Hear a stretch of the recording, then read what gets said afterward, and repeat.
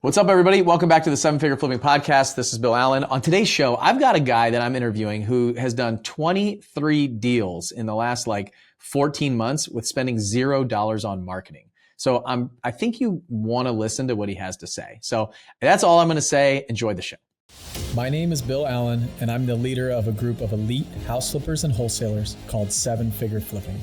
We don't brag or show off our success, but instead let integrity and stewardship be our guide. We are dedicated to helping people unlock the freedom they desperately need. If you ask other real estate investors, they will say to keep your secrets quiet. But we believe in abundance, not scarcity, and that's why we are the elite. We are Seven Figure Flipping, and this podcast is our playbook.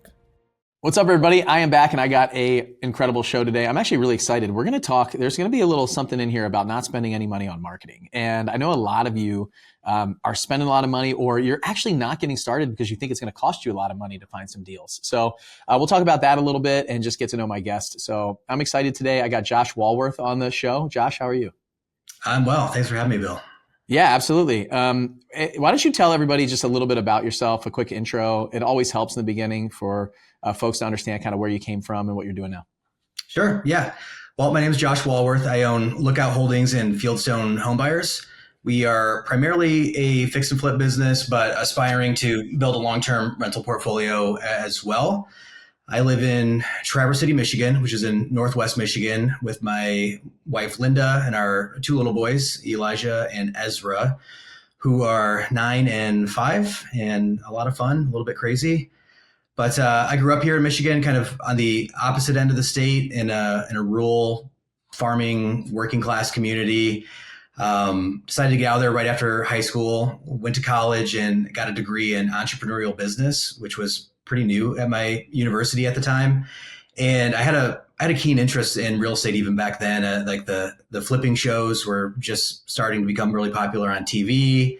A lot of stuff around zero down investing in real estate, and it was all really interesting to me. So came out of college with a big goal to be an entrepreneur and to own my own business and get involved in real estate. And pretty quickly, a little thing called the Great Recession happened.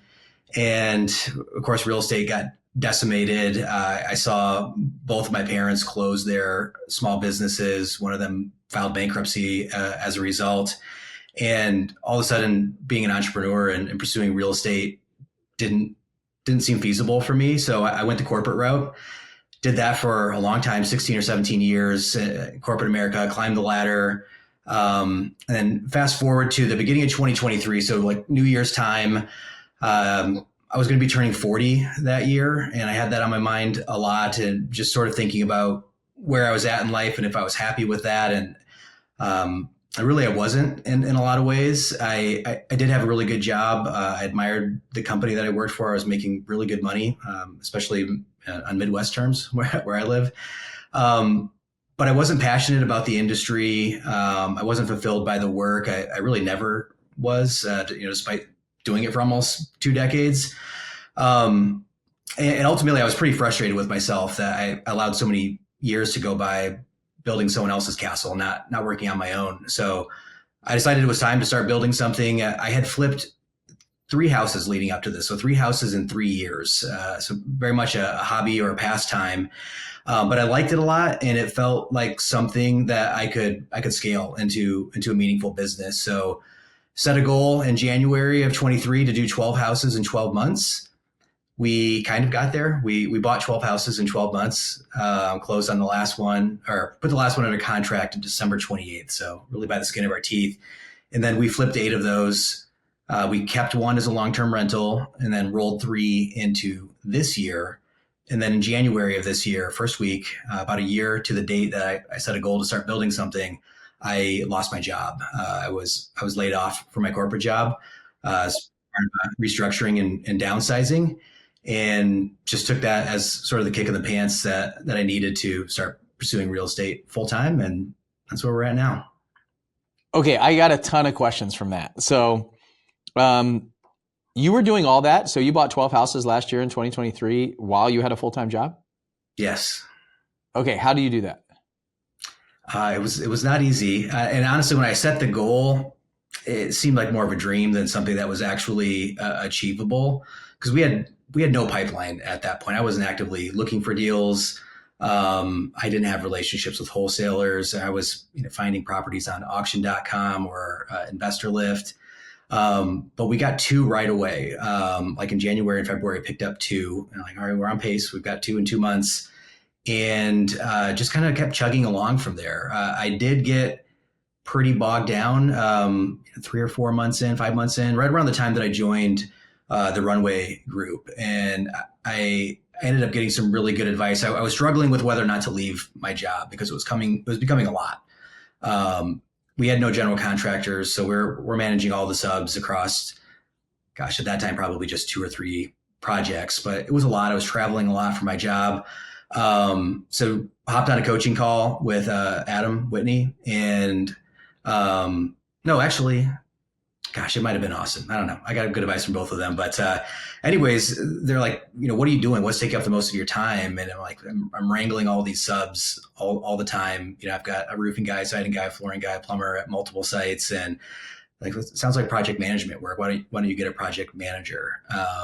And so we did. And I brought on a project manager early in the year. She works part-time for me. She's also my mom. So hi, Mom.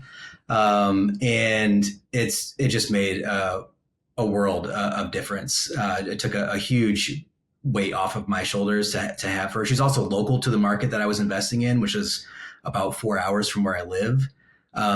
So that was a huge challenge. I wasn't able to go back and forth as much as I needed to. Bringing on the project manager helped us to scale. Okay, so now you just hit me with something else. You have a full-time job and your market is 4 hours away from where you live. So these are all reasons why people don't get started. Like, I'm in too expensive an area, or I'm not going to flip in my backyard, and I have a full-time job is all like excuses why not to. So why did you decide to pick a market that was 4 hours from where you live while you had a full-time job? It was the area that I grew up. So I knew the area really well. It's a lot of small rural towns. There was not a lot of competition. There continues to not be a lot of competition in those smaller towns. In Michigan, people are hitting Grand Rapids and the Detroit metro area pretty heavily. So I wasn't running up against a lot of competition, and I knew the areas really well. I could underwrite the property quickly and figure out what it was going to be worth when we were done with it. I had some contractor relationships in the area as well. Okay. So you had a competitive advantage. This is what I talk about all the time. Like, where did you grow up? Where did you go to college? What do you know well? Do you have somebody in an area? Anytime I talk to somebody who's in an expensive market, doesn't want to start in their backyard, these are the things that I go through. It's like, what is your competitive advantage? What's an area that you know well that you don't have to learn already? And it's pretty much a lot of what I did when I was in Maryland. I flipped my first house in Maryland, and then I knew I was moving to Pensacola. Like, I love Pensacola. I've lived there 3 other times already. I knew the area. I knew where I wanted to be. I knew where the houses were going to be. I just started studying it and learning it while I was still in Maryland.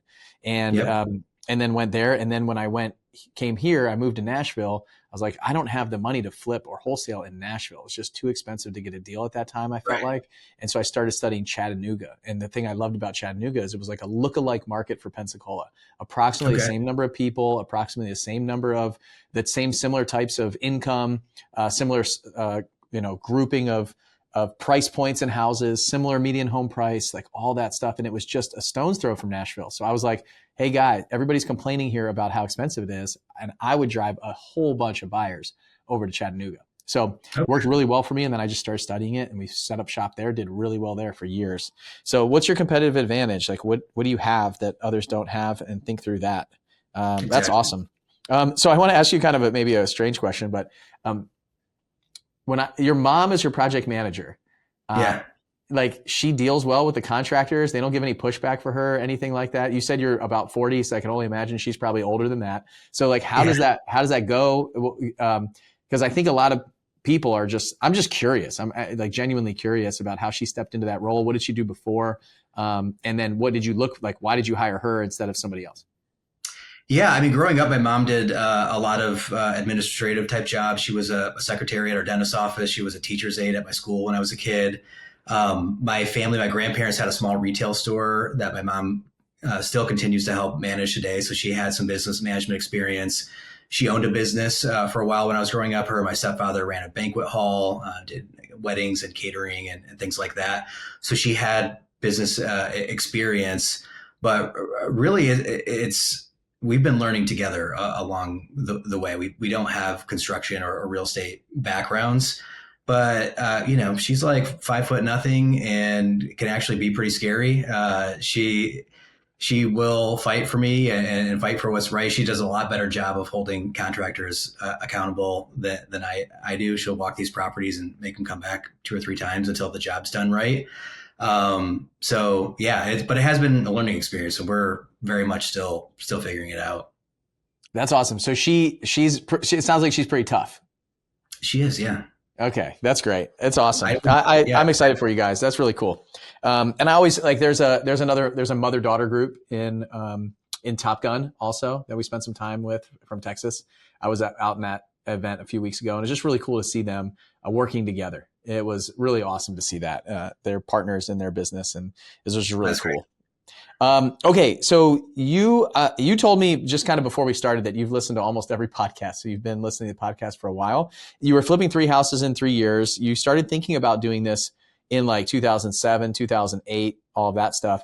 What took you so long to kind of jump in and join the Runway group? It sounds like you joined us in 2023 last year. So yeah. Like, what was that like? Like, what were you sitting on the sidelines for? What was stopping you from kind of doing more and then jumping in with us? Yeah, I mean, initially, it was pretty devastating for my family going through 2008 and seeing what my parents went through. And so I definitely had a fear about entrepreneurship at that point and not wanting to go through what they went through. And then I got sort of sucked into the corporate world and felt like that's where I wanted to be, despite just kind of feeling this tug of wanting to go back to being an entrepreneur or wanting to try to be an entrepreneur. But I continued to remain interested in real estate and just struggled to talk myself into taking the risk to go out and find a deal. I've always had imposter syndrome. You're not smart enough. You don't have the work ethic to do this. You don't come from the right background. You're not going to be able to find the money. Not organized enough. So a lot of that stuff would play in my head and talk me out of it. Despite listening to hundreds and hundreds of hours of podcasts and reading books and being a member on a lot of different real estate forums, I couldn't take the leap. And honestly, my first deal that we ever did, it came to me almost by accident. Someone brought it to me and like put a deal in my lap that I couldn't pass up on, and thankfully they did, because that's how I got my start. But that was like 4 years ago. Is that right? Yeah, that was 4 years ago.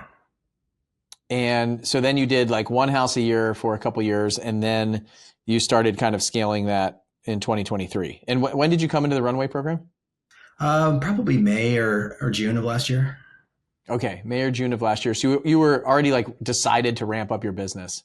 So what made you say, I want to come into this group? Like, you seemed like you were already doing it. Yeah, well, I mean, we were just getting started, and I knew if I was going to have a chance to scale it, I needed to get around people who were doing it at a higher level than I was. My friend Jordan always uses the line, your network is your net worth. And I really love that line. It kind of goes along with you're the average of the 5 people you spend the most time with. And I didn't have any friends who were entrepreneurs or were involved in real estate. And I just wanted to get around people who were doing it at a higher level than me, so I could learn from them and be motivated by them. And so once we got a few deals under our belt in 2023, and it felt like we were building something, and that's when I felt good about spending the money to join the mentorship program. Nice. Okay. So how long did you listen to the podcast for? Was it like years, or did you like binge listen to it for like a year? Years. Yeah. Like I said, I was going back. I've listened to it since before you were even hosting it. Like you would listen to it like live, like when they were coming out then. So before 2019. Oh yeah. Yeah. Wow. That's wild. Cool. Well, okay, let's go through maybe a deal. I'm interested to hear kind of some of the numbers in your market and I'm definitely interested to know how you get deals with zero marketing dollars. So why don't we start there? Like you did, you've got like 12 properties now, and it sounds like you're not spending any money on marketing. So how do you do that? Yeah, so we picked up 12 last year. We had 12 under contract this year. We just had one fall out yesterday. So we're at 11 right now in the first 2.5 months of the year. And we've never paid for marketing at all. So is that 20? So that's 23 houses. Is that like 12 last year and 11 this year total? Yeah. Okay. So yeah, you need to tell me how you do that. So. Well, so exclusive of our very first deal, which a family member brought to me, that's how I got started. After that, I started finding deals on auction.com. The second property I ever bought was a foreclosure auction, and we've done probably 7 or 8 of those now, and I've had a lot of luck there. I don't necessarily recommend that as a way to get started. They're risky and have some nuance that a normal property doesn't. We are almost always buying them completely sight unseen, so you have no interior access until after closing, and there's always surprises. But we have found a lot of properties in that avenue. And then I would cruise Investor Lift and Facebook Marketplace to find deals, and then started building wholesaler relationships and some additional great advice that I got from Adam. Right after I joined the program, I felt like I needed to start a marketing company because our top of funnel activity was really lumpy. We'd have a week where we bought 2 houses, and then we might go 2 months making very few offers, let alone buying any property. So I was kind of worried about the consistency of our deal flow. So I got on this call and wanted him to tell me what's the best way to start marketing. And he asked the question, does every wholesaler in Michigan know who you are? And I'm like, no. Well, why? And I don't know. I don't even know who all the wholesalers in Michigan are. And so he gave me a tip. He's like, go into Google and type in "sell my house fast" in X city, whatever city you're investing in, Kalamazoo, Michigan. And all these websites are going to pop up, which are landing pages for wholesale companies, where they're getting leads on, for potential sellers. Put in your real name, put in a fake address and your real contact info, and they're going to call you pretty quickly trying to buy your house. Tell them, hey, I'm actually an investor, and I'd really like to get on your buyers list and get to know your dispositions team. And so I did that, and I met a lot of wholesalers that way, and have forged several really strong relationships with some of the larger wholesalers in Michigan now, and have built relationships with them. I will take them out for lunch. I call them, I text them, I make fair offers on properties and make a point not to retrade the deal unless something just totally unforeseen pops up that we didn't know about. And we follow through and we close quickly. And now I have relationships with wholesalers that their deals are never getting posted on Investor Lift or going out to a list. They're literally calling me first and running it by me to see if I want it because they want to work with me. And that's been huge for us. One of those relationships in particular, I bought 5 houses from them this year alone. And you found that person just by Googling, we buy houses in your local area. Yeah. Nice. Cool. Why don't we talk about a deal? I'd like to see kind of some of the numbers in your area. It sounds like if nobody else is flipping there, it's a market where you said there's not a lot of activity. So I'm curious about, price points, profits, all that stuff. If we go through a deal, maybe 2 of them, like you talked about, I can kind of understand some of that, and then it might spawn some other kind of tips, tricks, things like that. Yeah. So I have a couple pulled up here. One of them is the first deal I ever did, but it happened to be in Florida. So it wasn't in the market that I'm investing in now. Do you want to hear about that one, or I can go? Yeah. Okay. So you're in Michigan, and just so everybody remembers, you had a full-time job. You graduated from college with entrepreneurial business degree, which I'm sure I'll ask about that eventually. And then you watched the crash happen and the Great Recession in 8, 9, and then you went into a corporate job. And so this is what year is this? Like 2020? 2020 is the first deal that I did. Yeah. Okay, so it's 2020, and this is the first one that comes across your desk, and it's in Florida, and you're like, That's a good Yeah. idea. Yeah, it's a great idea. My father-in-law brought me this deal. My wife's parents actually live in South America. He had a business acquaintance that he'd known for decades, and the gentleman owned a house in Orlando, Kissimmee, right on the south side of Orlando. He had bought it new in 1995. Fast forward to 2020, his wife had passed away a couple years prior. COVID was happening. He was stuck in Peru at the time due to the COVID lockdowns and couldn't leave. Kind of on hard times and really needed to free up some cash.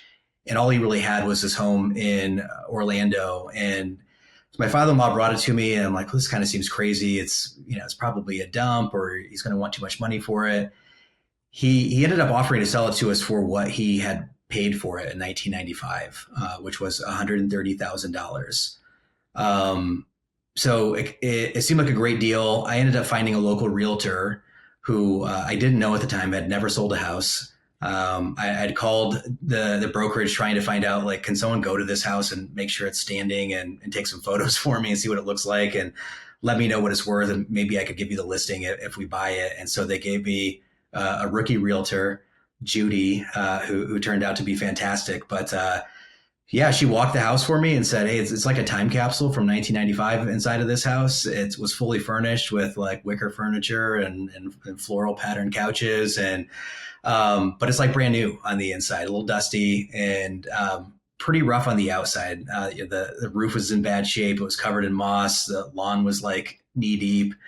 But she's like, this thing is probably worth $240,000. So we get it under contract. I drove during COVID. You couldn't fly, in my wife's van from Northern Michigan to Florida, and I actually lived in this house for a month, and found contractors to do the work. It didn't end up needing a ton.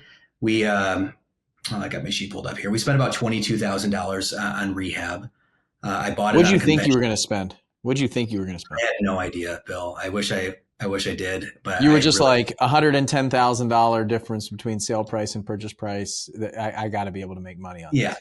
The realtor said it was in pretty good shape. So I didn't think it would be a lot. Got down there, was pretty scary. All right, let me ask some questions before we keep going. So did she send you pictures when she went to look at it? Yes. Okay, she wasn't just like, it's in pretty good shape, and Judy, brand new realtor, you were like, oh, okay, Judy's probably right. So she sent you photos, video, like you got all that stuff ahead of time, so you got to see the inside of it before you bought it. Absolutely, yep. Okay, why did your father-in-law know when he had a friend or somebody that he knew that had a problem with a house? How did he know to send it to you? Yeah, I'm really not sure. I mean, they didn't have a lot of connections in the U.S. So I was one of the few people that they knew in the U.S. that might be able to help this guy sell his property. He trusted me. I think he knew that I had an entrepreneurial attitude. I had a couple small side hustles that I had done along the way, and was always looking for some type of side hustle or project. So he thought it might be interesting for me financially, and he thought we might be able to help his friend as well. So I believe that's why he decided to bring it to me. They didn't have a lot of options. Also don't speak English. Did you say they don't speak English? No. Okay, so I wonder, when you were telling the story, I immediately went to, does your father-in-law know that you listen to a ton of real estate podcasts? Does your father-in-law know that you have a dream to get into real estate for the last 15 years before that or something? Does he know? What's that? I don't think he did. Really? Your wife never told him, like, hey, gosh, Josh is always listening to real estate podcasts and he's talking about real estate when they talk and things like that? I'm honestly not 100% positive. I don't believe so, but maybe. I would be interested, maybe after you ask your wife after the show, like, because I'm telling you, most of the people, and the reason why I asked this, I think is really important. This was your first deal. This is something that probably created some belief shift and pattern in you that it's possible. Absolutely. and changed the entire trajectory of your real estate future. So if you really think about that, what if they never brought you this deal? What if they hadn't known that you might be able to help? So it could be the entrepreneurial thing, the thing that you're always like interested in making money or doing a deal. But I honestly wonder, because you were listening to the show, you said it was way before 2020. Like I bought the company in 2019. So if it was before me. If you wanted bigger pockets, you can probably find posts where I'm introducing myself as a real estate investor in like 2012. And, it was 8 years later until I actually made a deal.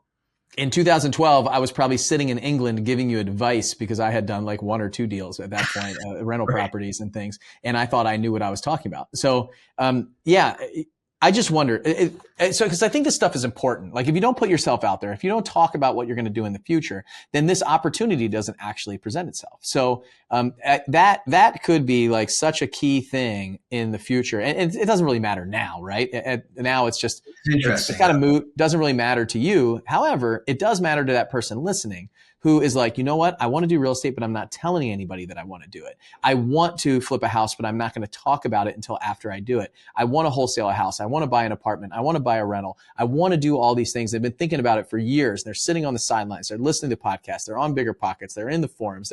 They're reading the books. They're doing all the things, but they're not telling anybody about it. And so then that opportunity passes them by that could have been theirs because they didn't talk about it enough.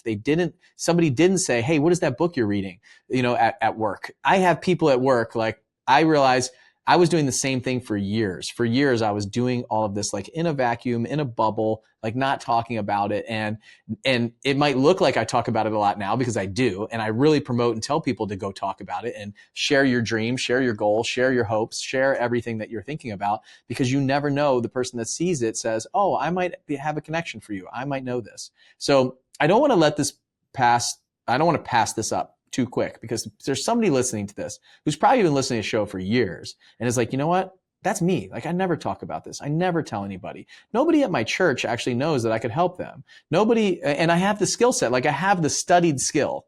I just haven't been able to put it in practice yet because I haven't been given the right opportunity yet. And that's it. Like you were building the muscle behind the scenes, and then your father-in-law just happened to present you an opportunity and then you had a choice. You were like, this sounds crazy. Like, should I do this? Like, I can't do this. I don't know if I can do this.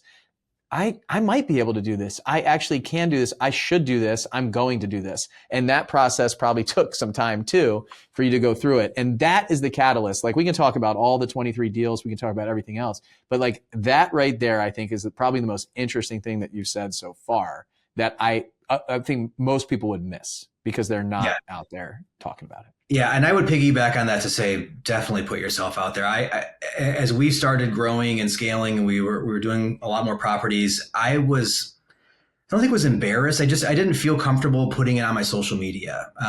And eventually I decided, I'm going to do it. And I made like a whole separate Instagram for it. And I kind of kept that private as well.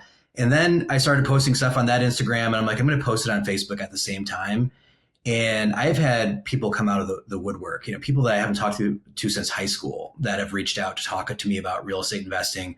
How can they get started? Can they participate in my deals? People that have had money to loan, people who've had family properties that they weren't sure how to get rid of and wanted to know if maybe we could help. So definitely get out of your comfort zone and talk about it with anybody and everybody you can. Yeah, absolutely.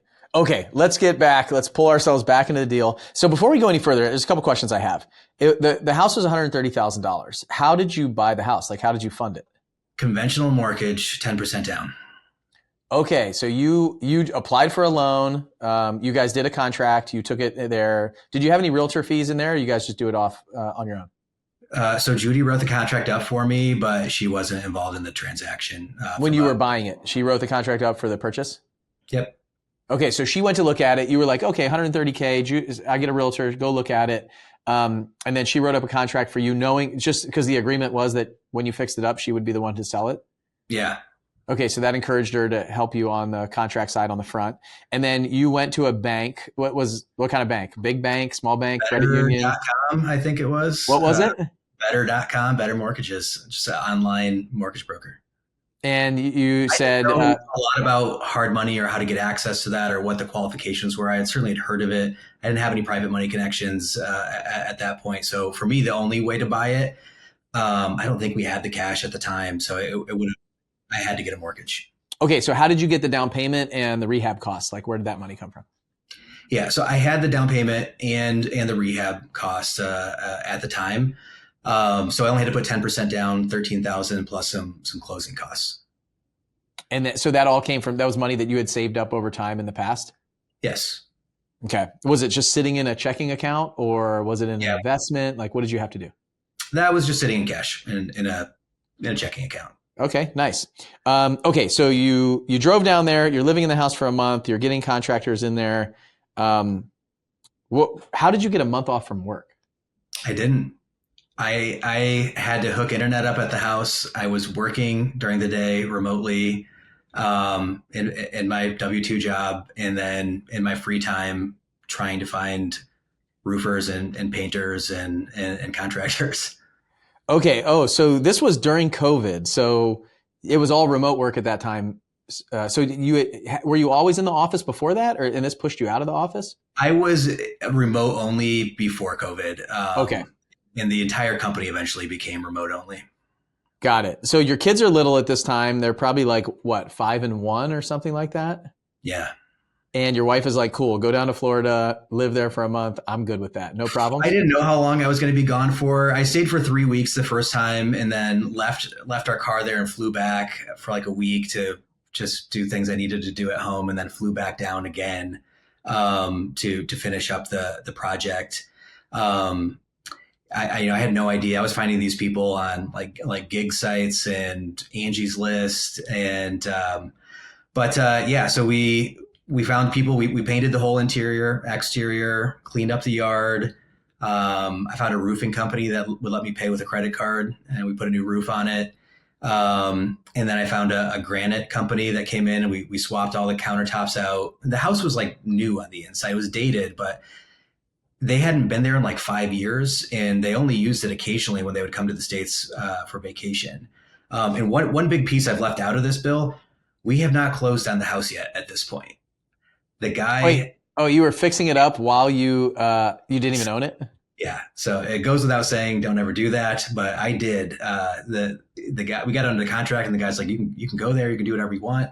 And we got about 3 weeks down the road into like, we're actively rehabbing. I've put a central air conditioning into this. We're painting, we're working on everything. And the title company fires us, and they are really concerned about this transaction. They have no communication with the seller. He's in another country. He doesn't speak English. All their communication with him is going through me, which they thought was weird. We don't have a personal relationship. The seller and I, his deceased wife is on the title. There's all kinds of weird stuff going on. And they said, we don't feel comfortable with your file. And I'm really worried now because I've spent a lot of money, working on this house. We get referred to another title company that again fires us after like a week of working on it. And I get a call from their owner who basically accused me of committing some kind of fraud. He wasn't sure what I was up to, but it didn't seem like a legitimate deal to him, and they would not work on the file for us. And I ultimately had to hire an attorney and a CPA to help us figure out some of the probate stuff, to translate documents that were in a foreign language for death certificates. FERPTA was involved, as you've ever heard of that, like a tax on foreign investors in real property in the United States. Oh, yeah. Yeah. There's like a disclosure that you sign for every transaction that if it's a foreign national, you're like, there's no foreign nationals involved that need to withhold taxes and stuff. Yeah. Right. So they did have to withhold a significant portion of the closing proceeds. And when we have to explain this to this poor old gentleman in another country that we're going to close on this, but you're not going to get all of your money, but I am going to own the house. And then we'll have to file further tax documents for you to get those funds released. So anyways, it got really scary for several weeks when nobody would help us work on the title, but got a good attorney, got a good CPA, we got it taken care of. And we did eventually close on that purchase. We were basically done with the rehab by the time we closed on it. Well, there's a couple things I want to mention. One is, I remember when I was getting started, and probably still right now, like I would put a lot of that stuff on credit cards. So like a granite company typically will take a credit card. Lowe's would always take a credit card. So I'd be buying materials from there and basically ran all of my projects in the very beginning very similar. I would just try to put it all on credit that I would have to pay for 30 days, or it's just a high interest loan basically to me for a lot of the rehab costs. So pretty much all of my rehab costs, other than some of the labor that those guys needed, like cash or check or those kind of things. But pretty much most of the companies, especially today, would take card. And so that's a lot of how I funded my first few projects as well, is that, and I mean, I wasn't selling them in a month, so I would have to make the payments on that card if I had it. If not, I would carry a balance until I sold it. But I mean, that's an option. A lot of people now, there's companies that set up a bunch of like 0% credit cards and stuff for funding for things like this. So you have 6 months or a year on 0%. So I'd set those up. Like there was a balance transfer card that I did very early on where it was like 0% balance transfers for like 18 months. So I ran up my credit card, got all the points, and then I transferred the balance to a 0% card it's just until that house sold. And so that was the way that I funded. What's that? And we have access to hard money and private money. We still do this. We have access to private money and hard money now, but I still like putting stuff on cards, and we'll rack up a bunch of points, pay the card off. We've done multiple free trips and hotels from those. So if you can manage it carefully and pay it off, and not some of the interest rates on those can be crazy. So I don't recommend running a balance for a long time, but it is a great way to take advantage of some perks. Yeah, absolutely. I mean, when I was really doing a lot of rehabs and spending a lot of money on my Capital One card at 2% cash back, I was getting $40,000, $50,000 a year back on that card. And that's tax-free money, basically. It's a check that just shows up once a year. So I'd get all that. I loved it. Okay, let me talk quick. Your wife was totally on board with this, and like she was into it? She was cool with it? You guys talk about it? Tell me a little bit about that, because you were gone for a long time. It's probably a lot of stress, back and forth. You got young kids. What was that? I get asked this question a lot by friends and family. Like, is your wife okay with this? Is she involved? She's not extremely involved in the business, but she does have a totally different risk tolerance than I do. I have a pretty high risk tolerance. If I've done the research and done the math, I'll make big bets that are calculated. She struggles with that. And so we will pull out the whiteboard, and I will whiteboard deals so she can see the math herself. And that usually puts her at ease. But I give her credit she gives me a ton of autonomy. She doesn't ask a lot of questions. Once I've walked her through the deal, and now she's, we're doing a lot more deals, so she doesn't get involved in every one, but occasionally we picked up a couple very large waterfront properties recently with a lot bigger numbers than we've been working with in the past. And so we went through the numbers again on the whiteboard to show, so she could feel comfortable that it made sense and we had a good exit plan. But she's been extremely supportive and giving me the flexibility to take some risks. That's awesome. I think that's really important. And then also, like after this first deal, like you said, as things get a little bit more expensive or you're doing a little bit more, you're coming back to the table and saying, "Hey, are you still cool with this? Let's look at this one." And this is the path. That communication, I think, is really important. Especially what I realized early on in my journey is I made the agreement that I'm not going to be around for a year. I'm going to be building this business, but then I didn't go back for like after a year saying, "Hey, are you still good with me continuing? Are you still good?" And so that's like just kind of a regular struggle. I just move really fast, and she kind of like lives in the present. And so I have to really remember to come back and say, "Hey, I'm going to buy this company, or I'm going to start this other company. Are you cool with that? Like, what does this year look like? I'm going to be doing a little bit more travel. Are you okay with that? Here's the outcome that we're going to see from that. Here's some of my goals, some of the reasons why I want to do this stuff instead of just stay at home and just do nothing, and it's just not my thing." No, it's a great lesson. It's a great lesson to keep those lines of communication open. And I struggle with that. You get going and, we had a few weeks back where I bought 5 properties in a week, and I just got busy and I was heads down, making sure we made all 5 of these happen, and then told her, and she was like, "Oh, well, you never mentioned it." And, I felt bad for that. And I love this. And so I can do it all day, every day. I can do it on Saturday and Sunday, and I will sometimes. And I have to remember to kind of pull myself away from it and make sure I'm spending time with the family and taking care of their needs as well. But it's just easy to get caught up in the work when you're having fun with it. For sure. Yeah. And that is important. It's also important for us to do something that we enjoy. And so anybody out there that's listening is like, if you like something, it's okay. It can definitely like consume you though. So definitely be careful with some of that stuff and have as much balance as you want to have, with it all. So let's get back to the house. So we've got $130,000 purchase. We had all these problems go on. You had to hire an attorney and a CPA to deal with it all. You did all the rehab. You were living down there, going back and forth. You spent $22,000 on the rehab.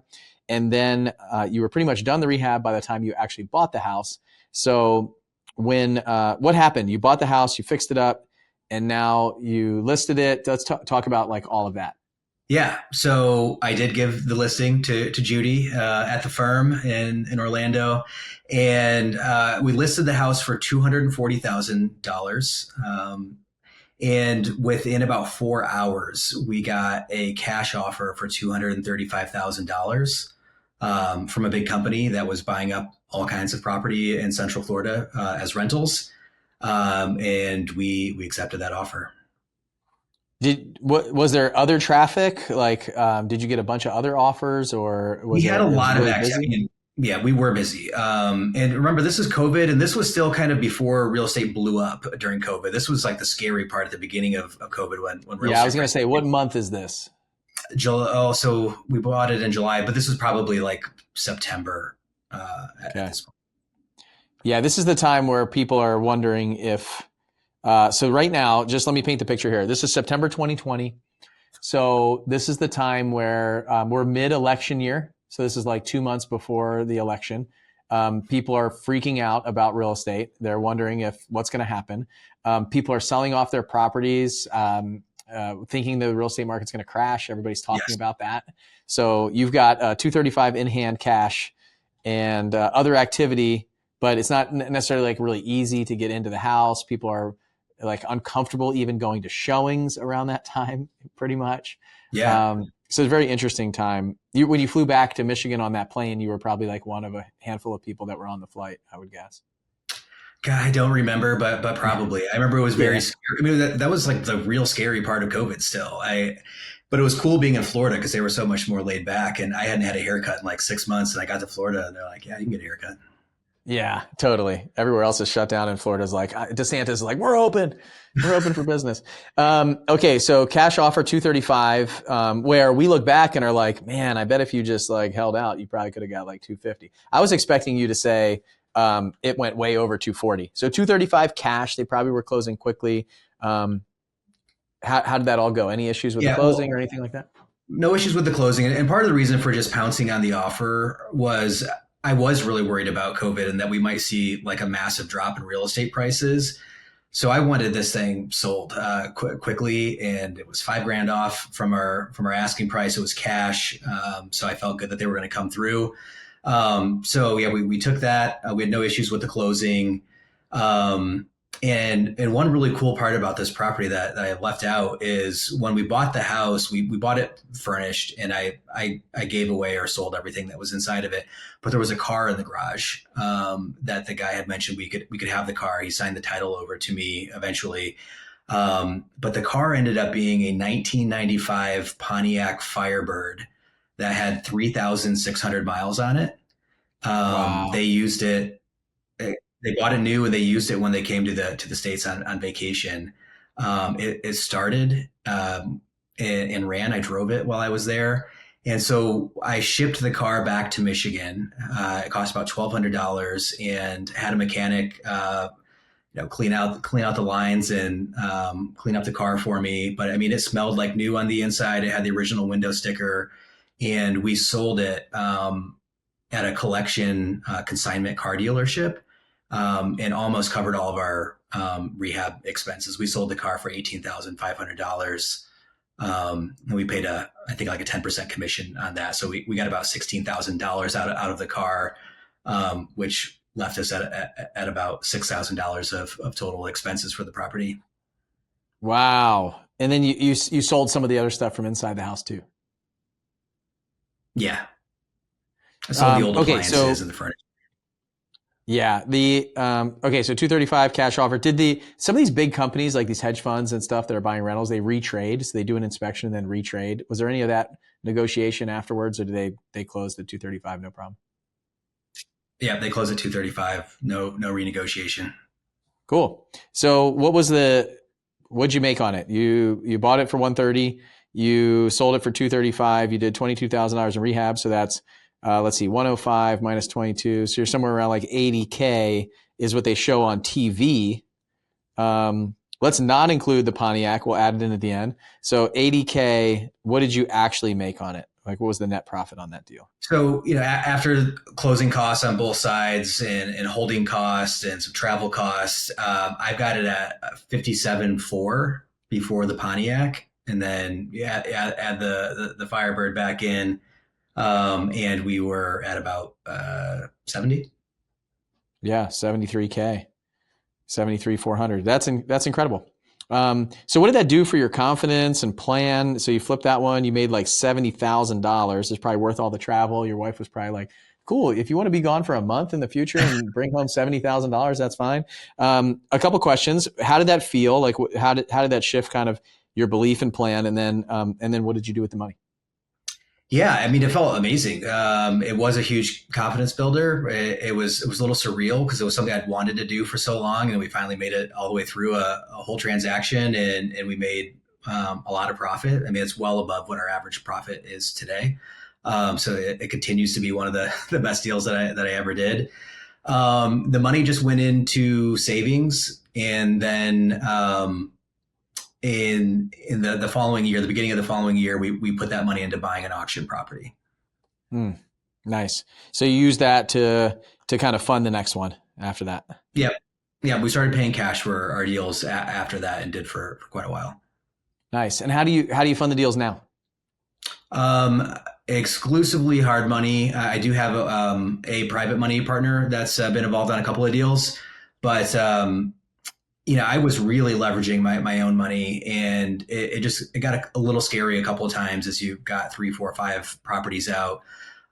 You're not just paying for the property, but significant rehab costs as well, and other holding costs. So as much as possible now, try to keep our money in the bank. We have a great relationship with Kiavi. We have the Pro account. We have all the 7-figure perks that come along with that. And so we get 100% financing on purchase price, and 100% of rehab is reimbursable.